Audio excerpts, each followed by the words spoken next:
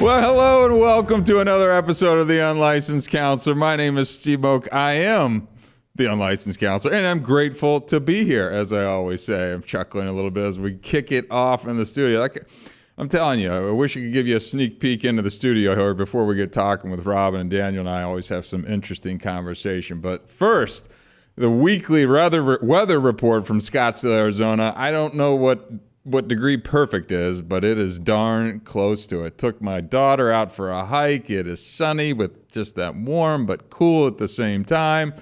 I've said this a million times on the pod too. It's just a perfect time to be out here. We got the golf tournament coming up. We got Barrett Jackson. We've got we just got fun stuff. And a great time to be alive. And that's why I always like to start my show saying I'm just grateful. I am grateful for all that has happened, that has brought me to this point. So I don't care. I'm just going to keep saying it every single time. But I got some fun stuff I want to talk about today. That's been on my mind as usual, too. And we were just talking about it pre-show.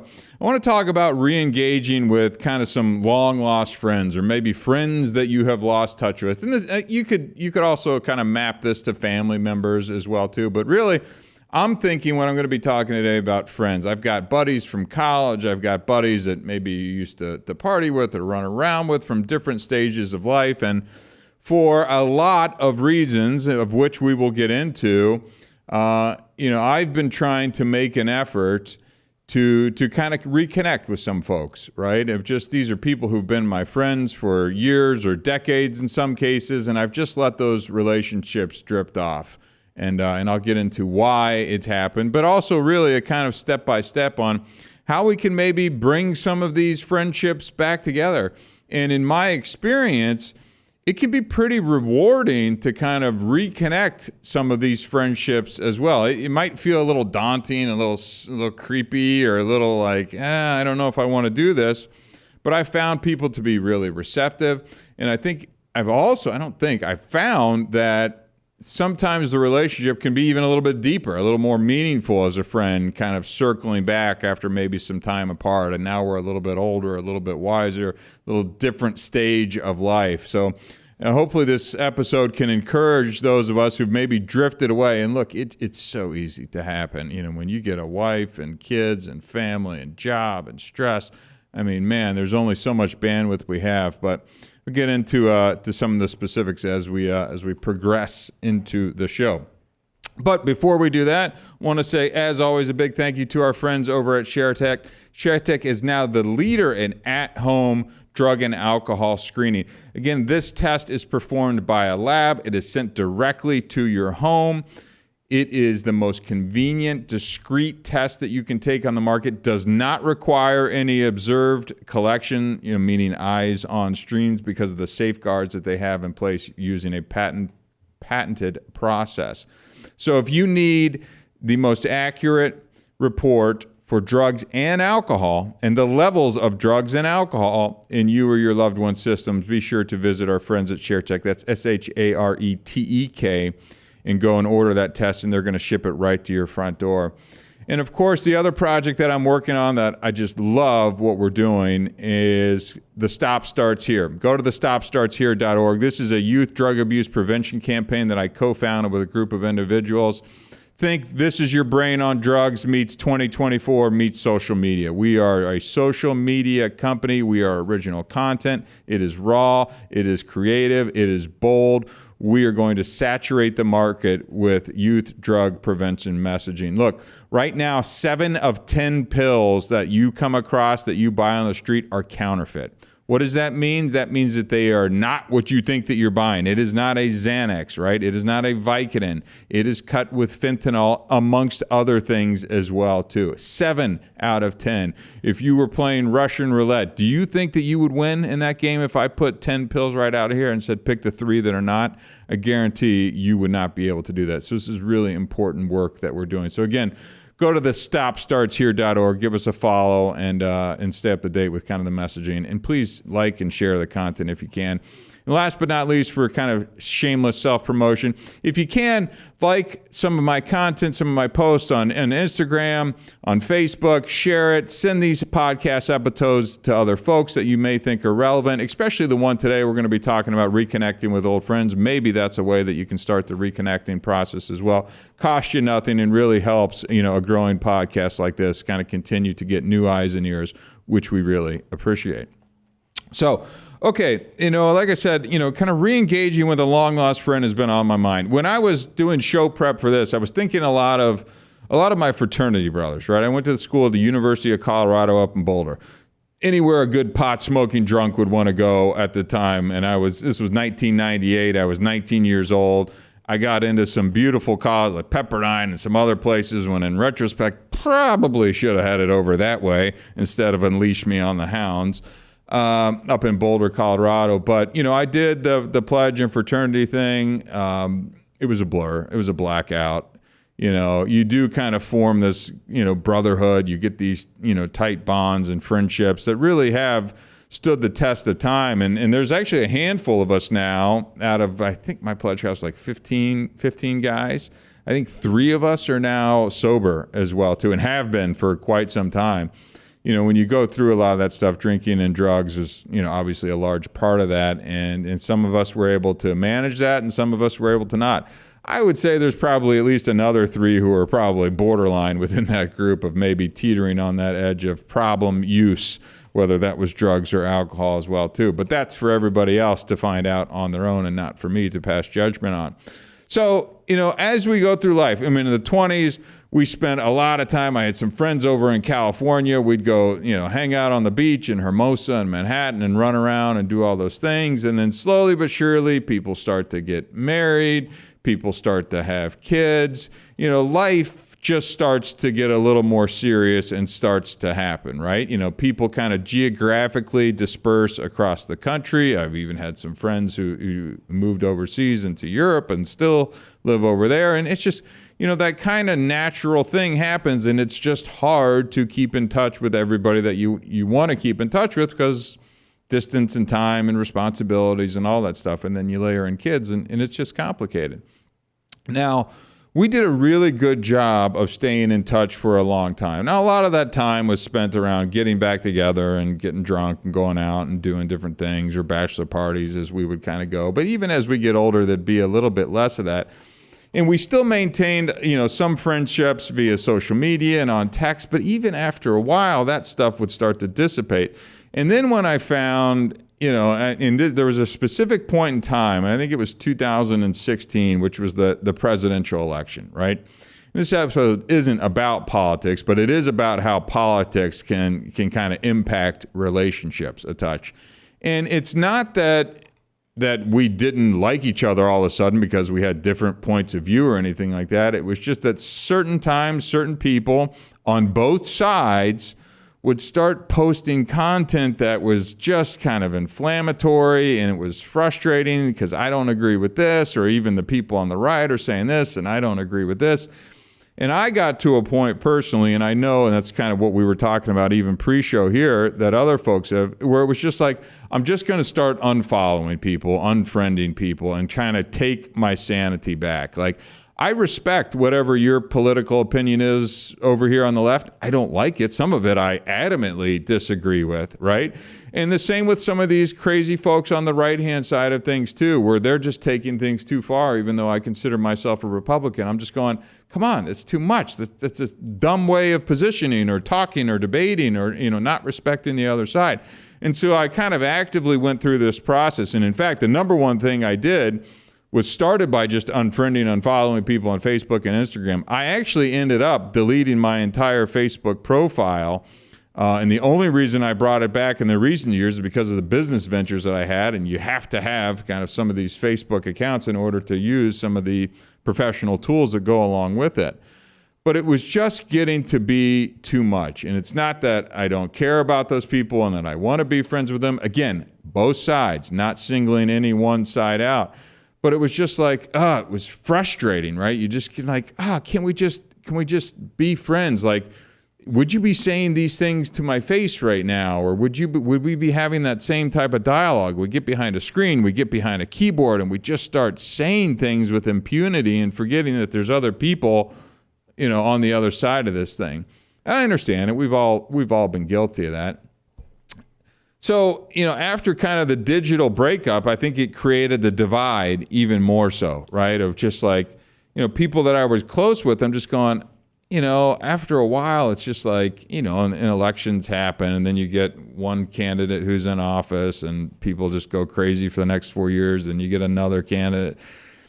But after a while, like, I don't care. I mean, I do care about that stuff, but it's like, the way of the world is just flame throwing on both sides. And I'm just going, I miss friendships that don't have to involve conversations around this. I miss the people, having those people in my life, being able to go visit them or pick up the phone and call them and see how they're doing, see how their kids are doing, get together, go play golf, get together. They can have a beer, I'll have some club soda and, a slice of pizza or whatever it is.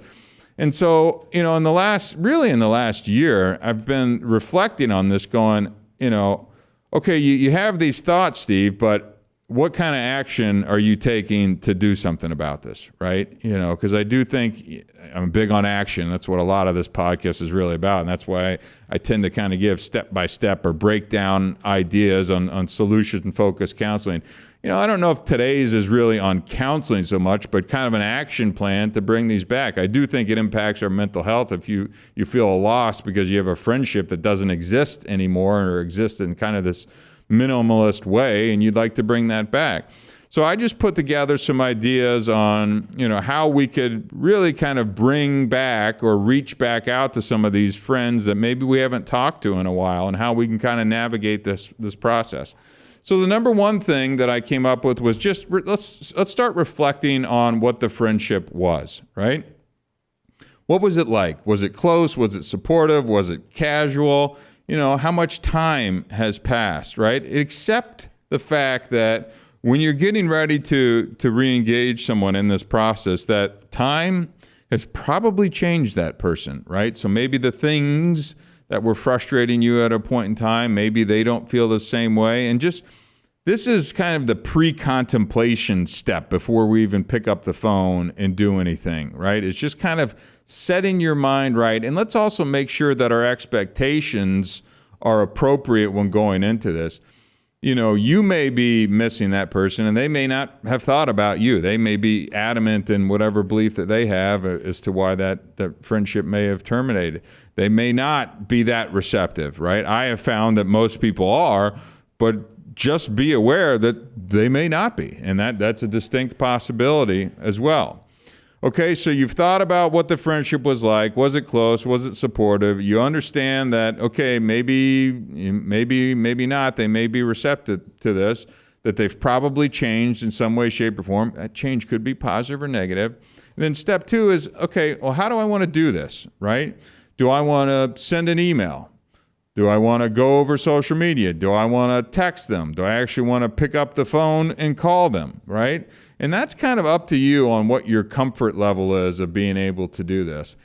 For me, I've started out with just some text messages, right? I mean, these, again, when I was doing this was a lot around my fraternity brothers and things like that. It was like, let's just shoot them some text and kind of joke around. And in fact, there was a couple of us on a group text that we had just kind of innocently started talking about baseball. I think it was the Dodgers payroll and something like the Dodgers have spent $1 billion this offseason, and the rest of the Major League Baseball has spent $1 billion. It's wild, actually, when you think about it. But it's like little stuff that, we used to just talk about, in passing, and that kind of broke the ice. Again, I don't mean to be overdramatic, broke the ice, but that just kind of kick-started the conversation over text. And before you know it, we kind of had what felt like an old conversation kind of streaming in again, where we're busting each other's balls and joking around and laughing, and then, da-da-da-da-da-da-da-da. But that even kind of jumped ahead into step number 3, was kind of crafting your initial message. And this was in a group text environment of guys. There was 3 guys that I hadn't really talked to in a while.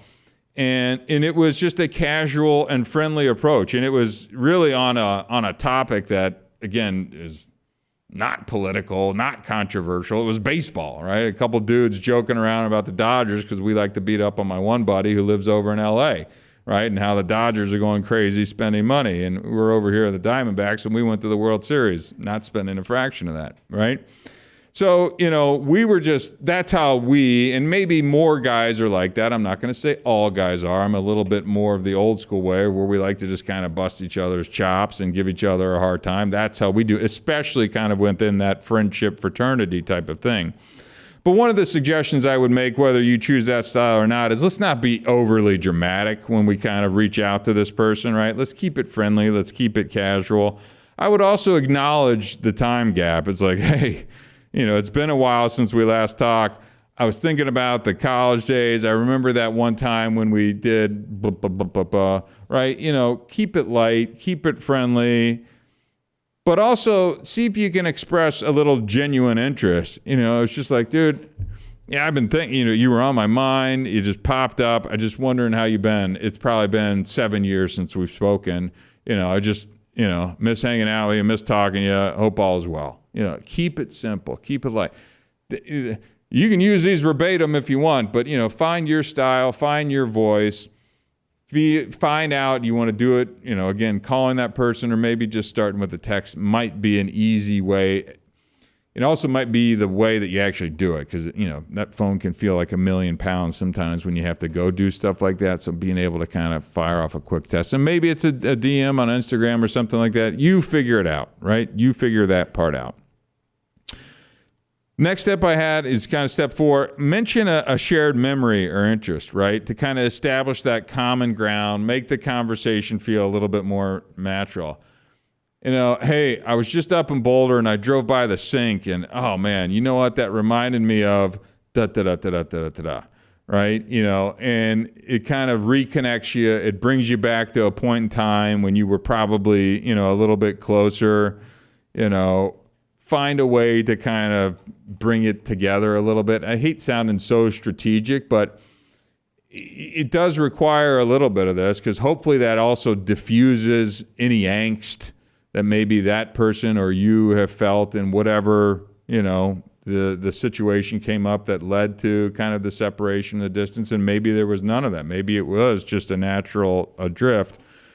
But this leads to my next step, which is apologize if necessary as well too. And we can't be above apologizing, and not some stupid wimpy apology that sounds like an agent or a PR person wrote it for you. If it faded over a disagreement or a misunderstanding, I would kind of lead out as appropriate in the conversation and be like, look, I know I wasn't great at keeping in touch after I moved. I'm sorry. I apologize. This distance is just too much. I'd love to kind of, start chatting again if that's possible. Right. And I've got a couple buddies that I've said something similar to that and acknowledge that I'm not very good at that. And it's one of the things that I'm actively working on as well too, is being better at keeping in touch. Because I have friends who do a good job of keeping in touch with me, and I feel like I don't do a good job at reciprocating that back to them as well too. So I think that apology can kind of go a long way in kind of bridging whatever the gap is as well too, right? Unless it was something really significant, I think that's going to be able to kickstart, a conversation, that relationship back into it again. But again, at every step in this, I'd also be making sure that if this person is receptive to it or not. And if they're not, there's, this may be a relationship that has run its course. I hate to think of it that way because oftentimes these are people that we were very, very close with, but people change, life circumstances change depending on what caused kind of the separation. Maybe the gap is just too big, right? And that's something to keep in mind. But I'd also be, showing some interest in their life. Let's ask some open-ended questions about their life now. I'm big on the open-ended questions in general. I want people to kind of be able to share a little bit about this. So, what have you been up to these days? How's, life? How's work? Have you been on any vacations? Are you dating anyone? How are the kids? What do you got? Was you doing that startup thing? Look into, find something, find some ground, express genuine interest in kind of what this person's doing. Again, the goal is to kind of slowly kind of build into a relationship again. And I think that as you're doing this, let's keep in mind, I know some people respond to I respond to a text right away, or as close to it when it comes in.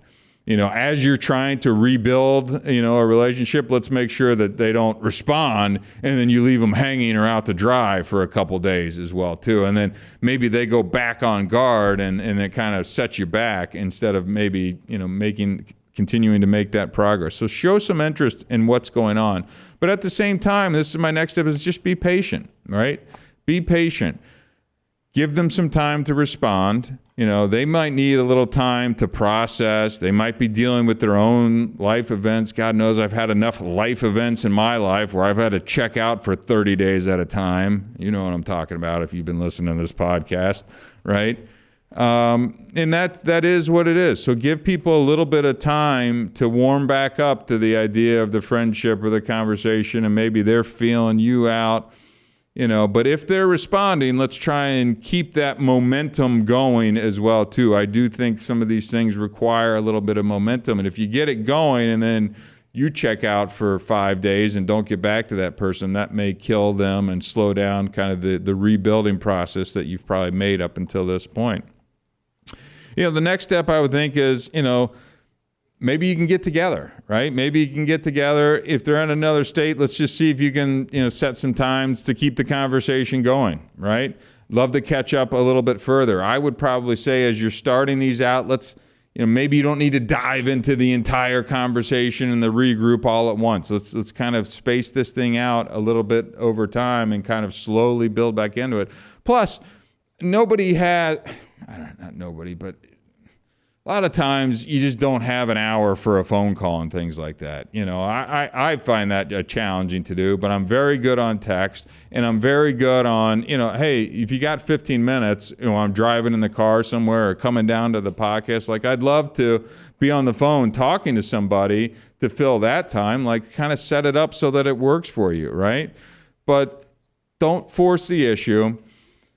If you can, try and meet back up in person. I just think that really helps, getting face to face, a little hug, a little dapping them up. You know what I mean? It's just little stuff. Get together, have a beer, right? Watch a game for a few minutes. I think that stuff is important, right? I think it's especially if this person was important enough in your life to kind of make the effort to do this, right? Is to kind of sit down with them face to face if you possibly can. And in fact, in my situation, I propose we all get back up to Boulder and go watch a football game, right? And go and do that. And I have some of my sober buddies along with my friends who are not so sober, and we can all go have a good time and go back to the fraternity and, watch whatever the 20-year-olds are doing now, running around like crazy. But it would be fun. Even just the thought of that, would make me happy to be able to do that.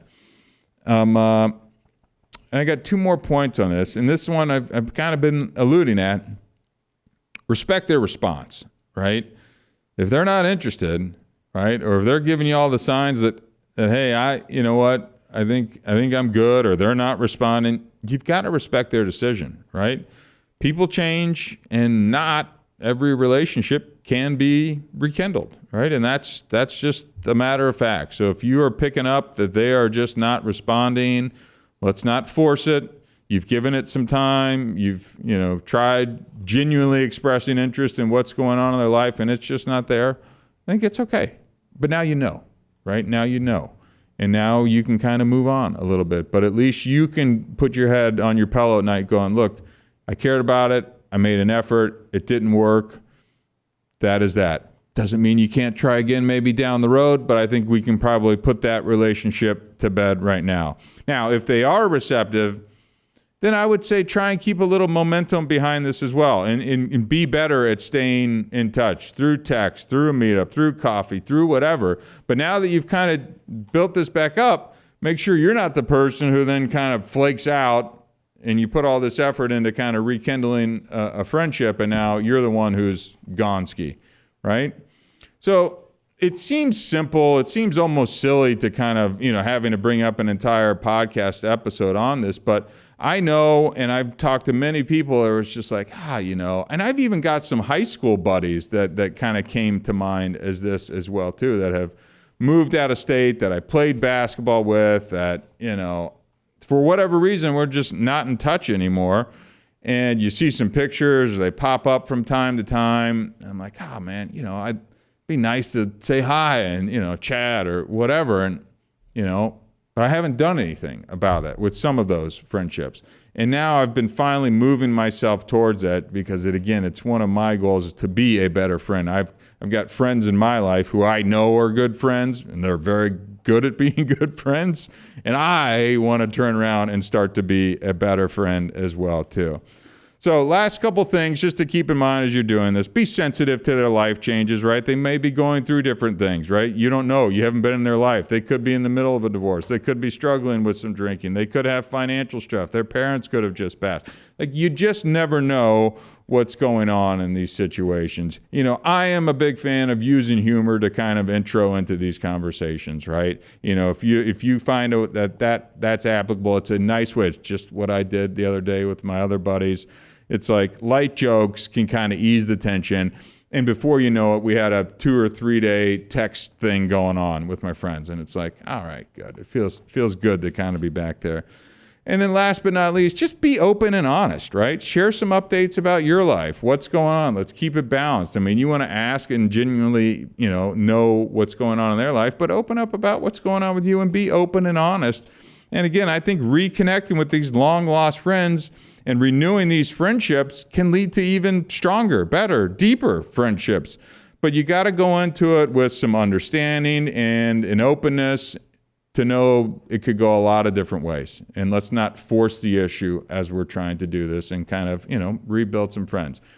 I don't know. It's kind of an interesting topic. It's not the deepest, the unlicensed counselor episode topic that we ever had, but I do think it's one that's like kind of got some take-home value because you probably listening to this and you got 1 or 2 people in your mind and be like, okay, maybe I can just shoot them a text tonight when I'm sitting on my couch and I got a free couple minutes and let's just see where this goes, right?